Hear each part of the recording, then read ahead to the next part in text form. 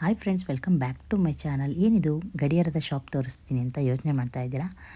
ನಮ್ಮತ್ತೆ ಮನೆಯದು ಗೃಹಪ್ರವೇಶ ಇತ್ತು. ಸೊ ಅಂದರೆ ನಮ್ಮಮ್ಮನ ಎರಡನೇ ಅಣ್ಣ ಅವ್ರ ಮನೇದು ಗೃಹಪ್ರವೇಶ ಇತ್ತು. ಸೊ ಏನಾದರೂ ಗಿಫ್ಟ್ ಮಾಡಬೇಕಲ್ಲ ಅಂತ ಹೇಳ್ಬಿಟ್ಟು ಐಡಿಯಾ ಮಾಡಿಬಿಟ್ಟು ನಾನು ಮತ್ತು ನನ್ನ ಹಸ್ಬೆಂಡು ಗಡಿಯಾರ ಮಾಡೋಣ. ಗಡಿಯಾರ ಮಾಡಿದ್ರೆ ಅಟ್ಲೀಸ್ಟ್ ಹಾಕೇ ಹಾಕ್ತಾರೆ, ಮಿಸ್ ಮಾಡಲ್ಲ.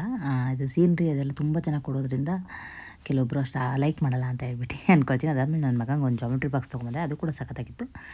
ನಾವು ಮುಂಚೆ ಹೋಗಿದ್ದ ಅಂಗಡಿಯಲ್ಲಿ ಅಷ್ಟೊಂದೇನು ಇಷ್ಟ ಆಗಲಿಲ್ಲ. ಸೆಕೆಂಡ್ ಟೈಮ್ ಗ್ರೀನ್ಲ್ಯಾಂಡಿಗೆ ಹೋಗಿದ್ವಿ, ಅಲ್ಲಿ ಮಾತ್ರ ಸಖತ್ತಾಗಿತ್ತು ಅಂತಲೇ ಹೇಳ್ಬೋದು. ರೀಸನಬಲ್ ಪ್ರೈಸು, ಅಂದರೆ ಗಡಿಯಾರ ಕೂಡ ನ್ಯೂ ಸ್ಟೈಲಿಶ್ ಆಗಿತ್ತು ಅಂತ ಹೇಳ್ಬೋದು. ನೈಟು ಹೋಮ ಇತ್ತು. ಹೋಮ ಅಂದರೆ ಸಿಂಪಲ್ಲಾಗಿ, ತುಂಬ ಏನು ಗ್ರ್ಯಾಂಡಾಗಿರಲಿಲ್ಲ. ಸೊ ನಾವು ಡ್ರೆಸ್ ಹಾಕ್ಕೊಂಡು ಬಂದಿದ್ವಿ, ಸ್ಯಾರಿ ಏನು ವೇರ್ ಮಾಡಿರಲಿಲ್ಲ.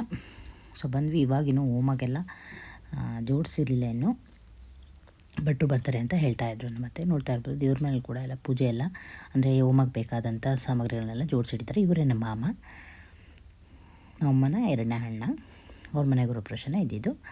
ಸೊ ಮನೆ ಹಾಗೆ ಇದು ಈವ್ನಿಂಗ್ ಆಗಿರೋದ್ರಿಂದ ಸ್ವಲ್ಪ ಲೈಟಾಗಿ ಕಾಣಿಸ್ತಿದೆ. ಲೈಟೇ ಹಾಕ್ಕೊಂಡಿಲ್ಲ. ನಾನು ನಮ್ಮ ಅಕ್ಕನ ಮಗನಿಗೆ ವೀಡಿಯೋ ಮಾಡೋಕ್ಕೆ ಹೇಳಿದ್ದೆ, ಅಷ್ಟೊಂದು ಚೆನ್ನಾಗಿ ಮಾಡಿಲ್ಲ. ಬಟ್ ಹೆಲ್ಪ್ ಮಾಡ್ತಾರಲ್ಲ, ಅದು ಖುಷಿಯಾಗುತ್ತೆ. ಇಷ್ಟು ಚಿಕ್ಕ ವಯಸ್ಸಿಗೆ ಒಂದು ವೀಡಿಯೋ ಮಾಡ್ಕೊಂಡು ಮಾಡ್ಕೊಂಡು ಬರ್ತಾರೆ, ಅದಕ್ಕೆ ಸಿಕ್ಕಾಪಟ್ಟೆ ಖುಷಿಯಾಗುತ್ತೆ ಅಂತಲೇ ಹೇಳ್ಬೋದು. ಲೈಟಿಂಗ್ಸ್ ಎಲ್ಲ ಇದೆ. ಅಂದರೆ ಆಯ್ನೂರಲ್ಲಿರೋದು ನಮ್ಮ ಅತ್ತೆ ಮನೆ, ನಮ್ಮಮ್ಮಂತ ಅವ್ರ ಮನೆ. ಸೊ ನಾವು ಆನ್ ದಿ ವೇ ರೋಡಲ್ಲಿ ಹೋಗ್ತೂ ಮನೆ ಕಾಣುತ್ತೆ, ಕೆರೆ ಇದೆ, ಕೆರೆ ಪಕ್ಕನೇ ಕಟ್ಟಿರೋದು. ಅದಾದಮೇಲೆ ಇನ್ನೂ ಹೋಮ ಆಗಿರಲಿಲ್ವಲ್ಲ, ಸೊ ಮೆಹಂದಿ ಹಾಕ್ತಾಯಿದ್ರು ನನ್ನ ಹಸ್ಬೆಂಡು.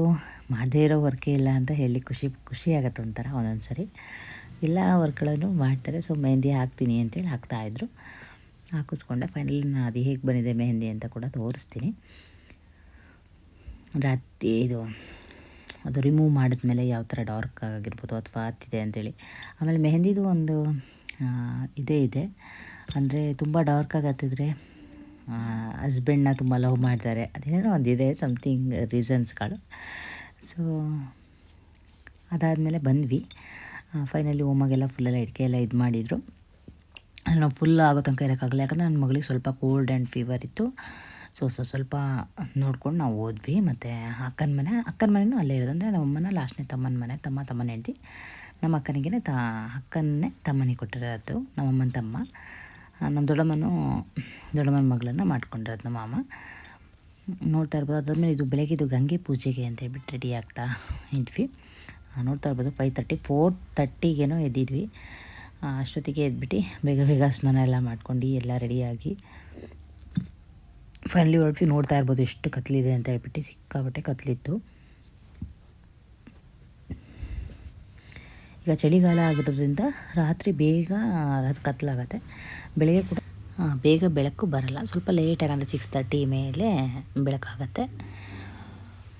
ಅದಾದಮೇಲೆಲ್ಲ ಗಂಗೆ ಪೂಜೆಗೆಲ್ಲ ಜೋಡಿಸ್ತಾ ಇದ್ದಾರೆ. ಅಂದರೆ ಮುಂಚೆ ಫಸ್ಟು ನಾವು ಕಂಕಣ ಕಟ್ಟಿ ಅದಾದಮೇಲೆ ಅದಾದ ನಂತರ ಕೆಲವೆಲ್ಲ ಶಾಸ್ತ್ರಗಳನ್ನು ಮಾಡೋದು.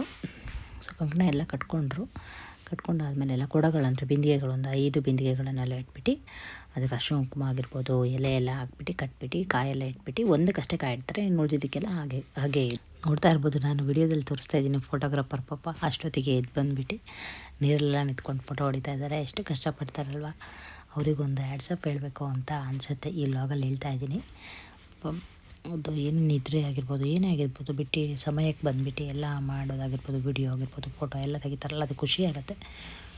ಅದಾದಮೇಲೆ ಅವ್ರ ವರ್ಕೇ ಆಗಿದ್ರು, ಬಟ್ ಏನೋ ಒಂಥರ ಇದು ಖುಷಿ ಅನಿಸುತ್ತೆ ನನಗಂತೂ. ಅದಾದಮೇಲೆ ಎಲ್ಲರೂ ಪೂಜೆ ಮಾಡ್ತಾಯಿದ್ದೀವಿ. ನಾವು ಕೂಡ ಬಂದ್ವಿ ಪೂಜೆ ಮಾಡೋಣ ಅಂತ ಹೇಳ್ಬಿಟ್ಟು ಆರತಿ ಬೆಳಗಿದ್ವಿ. ನನ್ನಮ್ಮ, ನನ್ನ ದೊಡ್ಡಮ್ಮ, ನಮ್ಮ ಚಿಕ್ಕಮ್ಮ ಮತ್ತು ನಮ್ಮ ಅತ್ತಿಗೆ, ನಾವು 5 ಜನ ಸೇರಿಬಿಟ್ಟು ಆರತಿ ಮಾಡಿದ್ವಿ, ಕಳಸ ಬೆಳಗಿದ್ವಿ. ಅದಾದಮೇಲೆ ನಮ್ಮ ಅತ್ತೆಯವ್ರದ್ದು ಮೈಲಾರ ದೇವರು ಆಗಿರೋದ್ರಿಂದ ಒಗ್ಗರಣೆ ಅಂತ ಹೇಳ್ಬಿಟ್ಟು ಮಾಡ್ತಾರೆ. ಅಂದರೆ ಆನ್ ದಿ ವೇ ರೋಡಲ್ಲೇ ಹೋಗ್ತಾ ಗಂಗೆ ಪೂಜೆ ಹೋಗ್ತಾ ಕಂಬಳಿ ಹಾಸ್ಬಿಟ್ಟು ಕಂಬಳಿ ಮೇಲ್ಗಡೆ, ಅದು ಕೂಡ ನಾನು ರೆಕಾರ್ಡ್ ಮಾಡಿದ್ದೀನಿ.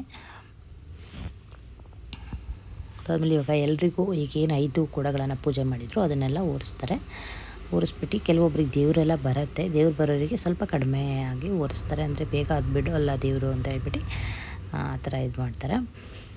ಗಂಗೆ ಬರ್ತಾರೆ ಅಂತ ಹೇಳ್ತಾರೆ, ಬಟ್ ಅದು ನಿಜನೋ ಸುಳ್ಳೋ ಗೊತ್ತಿಲ್ಲ. ಒಟ್ಟು ಎಲ್ಲರೂ ಹೇಳೋದನ್ನು ಕೇಳಿದ್ದೀನಿ ಅಷ್ಟೇ. ಇದೆ ನಾನು ಆಗಲೇ ಹೇಳಿದ್ದೀನಿ ಅಂತ ಹೇಳ್ಬಿಟ್ಟು ಕಂಬಳಿ ಹಾಸ್ಬಿಟ್ಟು ಅದಕ್ಕೆ ಅರಿಶಿಣದಲ್ಲಿ ತ್ರಿಶೂಲ ಹತ್ರ ಮಾಡೋದಾಗಿರುತ್ತೆ. ಅಂದರೆ ಒಂದು ಬಾಳೆದೆಲೆಯಲ್ಲಿ ಇದು ಹಾಲು ತುಪ್ಪ, ಹಣ್ಣು ತುಪ್ಪ ಅಂತೇಳಿ ಮಾಡ್ತಾರೆ. ಹಣ್ಣು ತುಪ್ಪನ